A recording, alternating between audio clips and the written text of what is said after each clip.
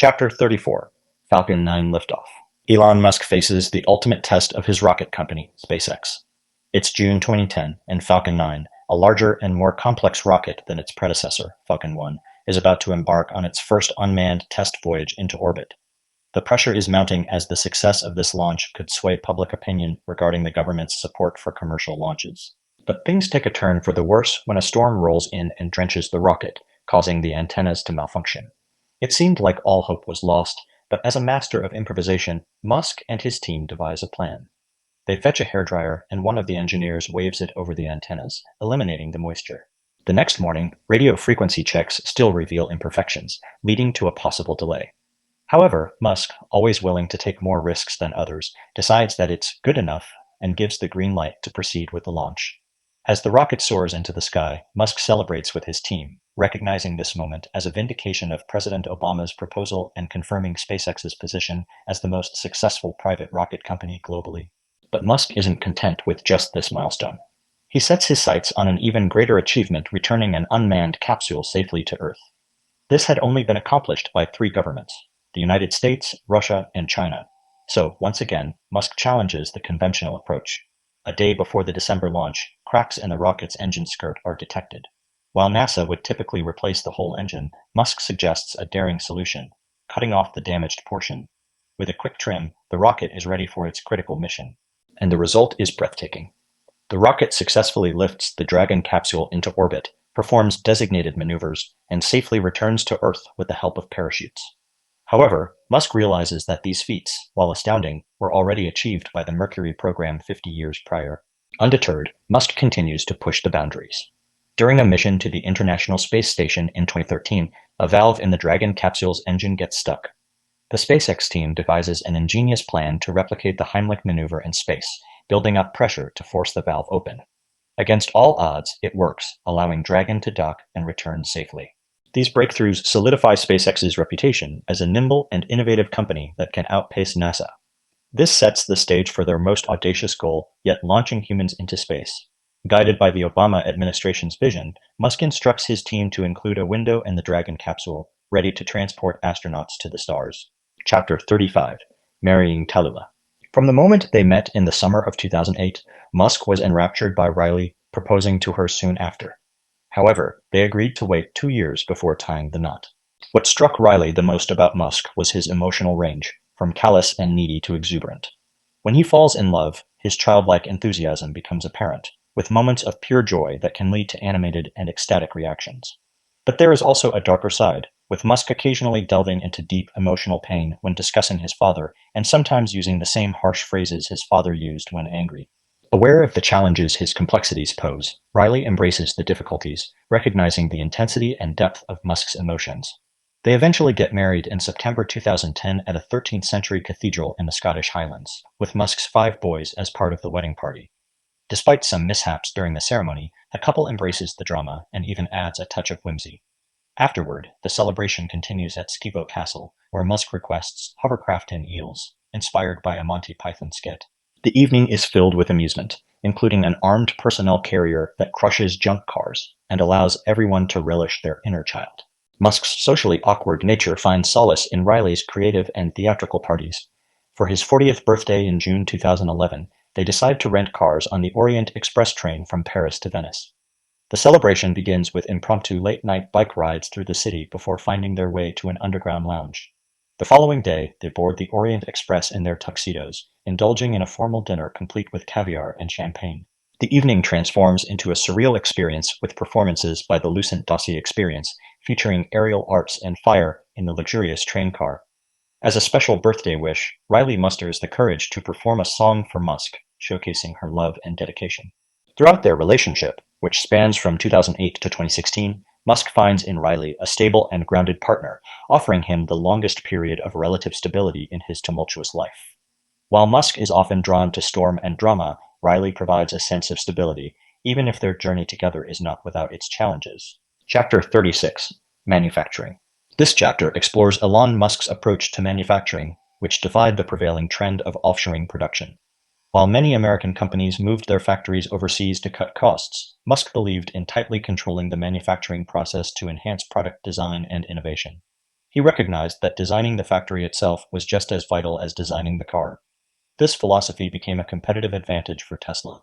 Musk's dedication to manufacturing differentiation separated him from other tech pioneers like Steve Jobs, who outsourced production. Musk, on the other hand, was deeply involved in every aspect, including materials, engineering, and large-scale factories. He approached manufacturing with the same level of obsession as he did with product design. In 2010, Tesla acquired a factory in Fremont, California, previously shared by Toyota and GM. Musk impressed Toyota's president, Akio Toyoda, by driving him around Los Angeles in a Tesla Roadster and secured a deal to purchase the factory. This move allowed Musk to have hands-on control over the manufacturing process and helped Tesla gain momentum. With the Fremont factory under Tesla's ownership, Musk went the extra mile to optimize production quality. He demanded excellence and fired 3 production quality chiefs before enlisting the help of designer Franz von Holzhausen as the new production quality chief.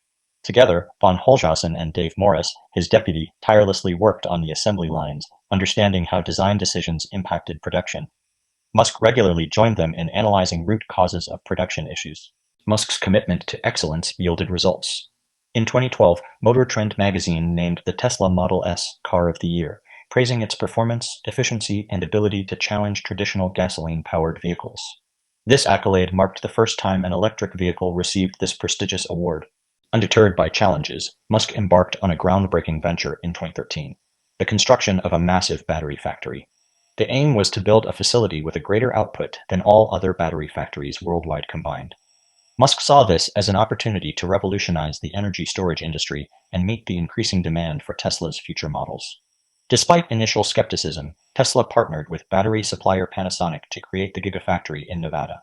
To convince Panasonic to commit fully, Musk and his team staged a charade, starting construction preparations without formal agreements, effectively communicating that Tesla would forge ahead with or without them. This strategic move worked, and Panasonic became a 40% partner in the Gigafactory. Musk's relentless pursuit of innovation and his unwavering commitment to manufacturing excellence propelled Tesla forward.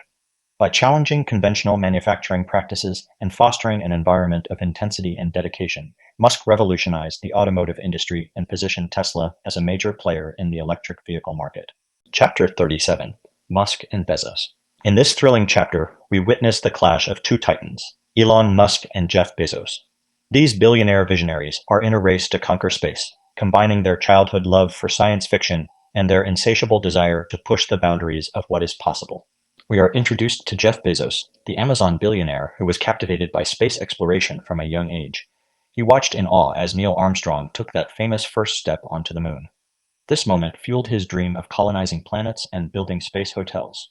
Bezos, like Musk, saw space as the answer to our planet's resource limitations and believed that expanding our horizons beyond Earth was crucial for the future of humanity. In 2004, these two figures crossed paths. Bezos paid a visit to Musk's SpaceX, where Musk showed Bezos around and offered him advice. However, their encounter wasn't without tension. Musk was frustrated when Bezos didn't invite him to visit Blue Origin, Bezos' own space company.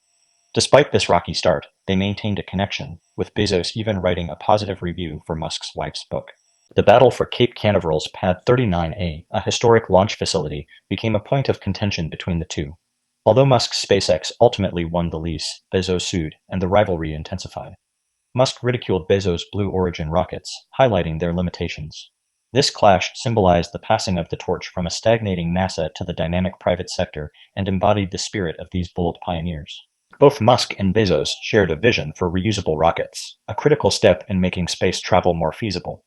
Bezos focused on creating sensors and software to guide a rocket's soft landing, while Musk relentlessly pursued lightweight design and fuel efficiency. Musk's obsession with reducing weight led him to challenge his team, trimming parts at every opportunity. He knew that a fully reusable rocket was the key to becoming a multiplanetary civilization. In a scene straight out of a science fiction movie, Musk received the President's Award at the Explorers Club dinner. He captivated the audience with his vision for a fully reusable rocket, which could pave the way for life on Mars. While Bezos applauded, he had secretly filed a patent for sea-landing space vehicles, inciting Musk's fury. Musk saw this as an attempt to claim an idea that had been discussed for decades, but Bezos eventually agreed to have the patent cancelled. The rivalry between Musk and Bezos only served to fuel their determination to push the boundaries of space exploration. These two pioneers are locked in a race to reach the stars, each striving to leave their mark on the future of humanity. Chapter 38: The Falcon Hears the Falconer. In this gripping chapter, we delve into Elon Musk's relentless pursuit of building a reusable rocket. Enter Grasshopper, an experimental Falcon 9 prototype that could take hops up and down at SpaceX's test facility in Texas. It was here that Musk invited the SpaceX board to witness the future in action. Among the board members was Sam Teller, Musk's newly appointed chief of staff. With his keen emotional receptors and eager-to-please attitude, Teller was the perfect complement to Musk's intense personality. They had clicked immediately, with Teller even bringing Musk to a party at the Harvard Lampoon's castle soon after joining the team. The board meeting gave a glimpse into the extraordinary ambition of SpaceX. They discussed plans for spacesuits and city building on Mars with casual nonchalance, as if it were an everyday topic. But the highlight of the day was the test of a Falcon 9 landing. Under a small tent in the swarming Texas desert, the rocket was meant to hover above a pad and land safely. However, it malfunctioned and exploded shortly after liftoff. In typical Musk fashion, he dismissed the danger and insisted on walking through the debris, despite concerns for their safety. It was a sight straight out of a movie set, with flames, craters, and charred metal surrounding them. This setback was part of a larger string of failures in the space industry, with rockets from Orbital Sciences and Russia also exploding. The pressure was mounting, and all eyes turned to SpaceX's Falcon 9 cargo mission set for Musk's birthday. Unfortunately, the mission ended in disaster when a strut in the second stage buckled, causing the rocket to explode. It was the first failure for the Falcon 9 after 7 years of success. Meanwhile, Bezos was making progress with his own rocket, successfully landing it after a suborbital flight. This led to a playful Twitter exchange between Musk and Bezos, highlighting the distinction between suborbital hops and the true challenge of achieving orbital missions. Musk's moment of redemption came on December 21, 2015. He had redesigned the Falcon 9, making it denser and more powerful with supercooled fuel. Despite concerns about liquid oxygen leakage, Musk made the bold decision to launch. The liftoff was flawless, and all eyes anxiously watched as the booster attempted its historic landing. Musk's heart raced as he anticipated the sight of the rocket returning to the landing pad. And then, a boom. Disheartened, he turned around, believing it had failed. But inside the control room, loud cheers erupted. The monitors displayed the upright rocket on the pad, and the launch announcer echoed Neil Armstrong's historic words, "The Falcon has landed." Musk, exclaiming, "Holy fucking shit," made a jubilant dash toward the pad. The triumph was celebrated at a waterfront bar, where Musk proudly proclaimed the success of launching and landing the largest rocket in the world. But Bezos couldn't resist sending a congratulatory tweet with a subtle dig, mentioning that SpaceX had landed a suborbital booster like Blue Origin had. This ignited Musk's fury, as he believed that the ability to send a payload into orbit put SpaceX in a superior league. The rivalry between Musk and Bezos only intensified, as each sought to outdo the other in their quest for space exploration. The stage is set for an epic battle of innovation and determination between these audacious visionaries, and the world eagerly awaits their next move. Chapter 39. The Cellular Roller Coaster. In the grand theater of Elon Musk's life, there were moments when reality seemed to blend seamlessly with the whimsical narratives of a Hollywood film. One such moment began when Talia Riley, a talented actress, decided to say "I do" to Musk in 2010. She left behind her dreams of stardom and embraced a new life in California as the wife of the enigmatic tech entrepreneur. However, the marriage was not without its challenges. Tallulah had always envisioned a life filled with children, but marrying into Musk's already large brood of 5 kids made her hesitate to have children of her own. Despite this, she was committed to making their relationship work. Tallulah poured her creative energy into planning extravagant parties for Musk, like their flying down to Rio-themed celebration in an English countryside estate, complete with biplane wing-walking lessons. But Musk's workaholic tendencies often took precedence over their relationship. He would disappear into his office, deep in the throes of his groundbreaking ventures, leaving Tallulah feeling neglected and yearning for the warmth of her English hometown. The strain on their marriage grew, leading Tallulah to file for divorce in 2012. However, fate had other plans for them. When they met in court to sign the divorce papers, they couldn't deny the magnetism between them. Musk, seemingly inspired by a scene from a romantic movie, leaned in and kissed Tallulah passionately. The judge presiding over their case was left bewildered by this unexpected display of affection. Musk, ever the optimist, invited Tallulah to come back to his house and see their children, and she ultimately agreed. Their relationship had done a full circle, and they decided to recommit to each other. Celebrating his 42nd birthday, the couple embarked on a Japanese steampunk-themed extravaganza. Musk, always one to push the boundaries, even allowed a knife thrower to target a balloon near his groin. Unfortunately, the festivities took an unexpected turn when Musk injured his neck during a sumo wrestling match, causing him chronic pain. Despite their reconciliation and second wedding in their own dining room, Musk's insatiable drive for work continued to strain their relationship.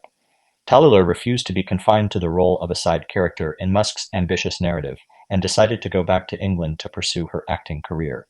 In a bittersweet moment on her 30th birthday, Tallulah invoked the spirit of Jane Eyre's Mr. Rochester, promising Musk that if his empire crumbled and he faced hardship, she would be there to care for him. With that, she bid farewell to their tumultuous relationship. The Tallulah roller coaster had reached an end, displaying the complexities that come with following a man like Elon Musk. The saga proved that even a love story with a Hollywood touch could not withstand the gravitational pull of Musk's unwavering dedication to his work. But as history has shown, this was neither the end nor the final act in Musk's captivating life story.